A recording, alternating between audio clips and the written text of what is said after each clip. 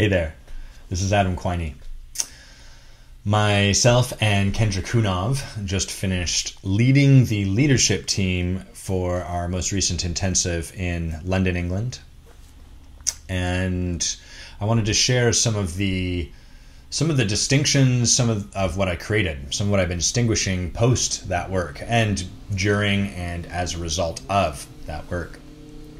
So the first thing I want to do is distinguish leadership from coaching, because these two things, leadership, you can ask 58 different people about leadership and they'll all have a different explanation of what it is. And leadership and coaching often get overlapped because coaching is a tool leaders do use. It kind of gets confused and fogged.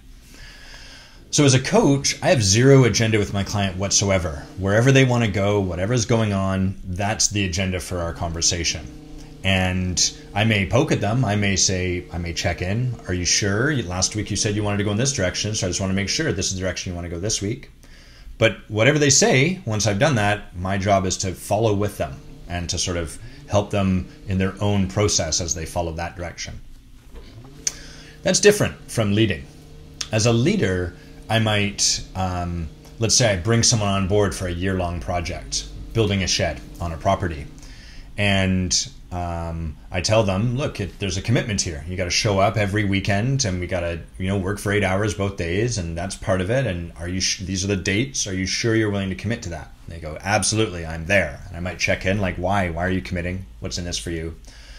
But once they say yes, and they've committed, that's now my agenda. So if they came to me as a leader and asked me and said something like, hey, look, I know I said I wanted to do this. We're 4 months in. Turns out I want a gazebo. That's the direction I really want to go. It's not so much a shed. I think I'm having a change of heart. And also, I got other stuff it turns out I want to do that's more important than this project. As a leader, my job is to hold the space for the commitment that they've made. To say, well, actually, you committed to being here for a year. And if we look at it through that lens, part of what's showing up in your commitment is 3 months in, you've got a change of heart. So I'm actually here to support you in staying your commitment and working through whatever's showing up so as to empower you in your commitment. So you can tell that's a little bit of a different stand that we're taking with people. And that kind of stand can be uncomfortable. It can be uncomfortable because we don't like being pushed back on when we try to bring something to someone. And it can also be uncomfortable because we might try to grab for like, well, here are the rules, or, whatever righteousness allows us to grab for, and like, well, actually no, because I'm giving you this thing, well, I'm on the other 3 calls. Why does it matter if I'm on the 4th call? And as I was in this work with Kendra, I was reflecting on how, and I've heard Rich say this a lot too, leadership is lonely. There's a loneliness to leadership that comes from standing for people that way. Because when you stand for people that way, sometimes they come back at you with a fuck you. If I show up 10 minutes late for the call and someone wants to have a conversation with me about how I'm being as a leader, that's kind of obnoxious, right?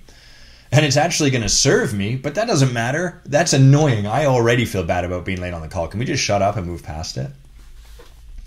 And so my job as a leader is to stand that way for people, invite them into the conversation, and to keep my heart open through that loneliness. And that's the real challenge. I can be with loneliness with a closed heart. I can manage that, no problem. But our job is to actually be open-hearted and with the heartbreak that comes for standing for someone's highest self and having them tell you, fuck off, in the face of that. That's the heartbreak of leadership. And what I realize is that I, for most of my life, was approaching leadership with a Teflon coating. It was okay. I would show up and you could say anything you wanted to me. It was totally fine. What a magnificent stand as a leader.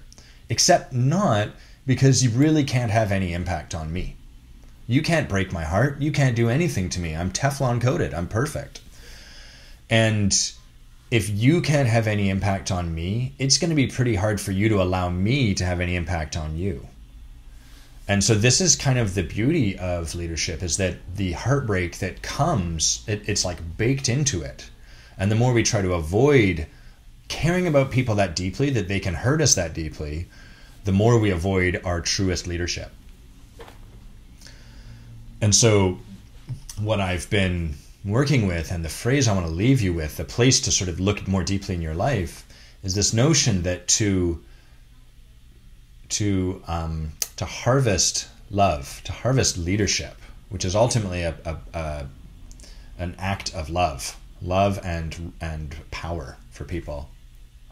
To harvest love, to harvest leadership, we must cultivate loneliness. We must cultivate heartbreak.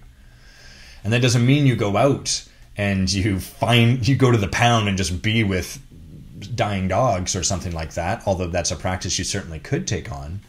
But it means rather that we have to be willing to open ourselves up to it. We have to cultivate an ability to be with heartbreak if we really want to be the leaders we're on this planet to be.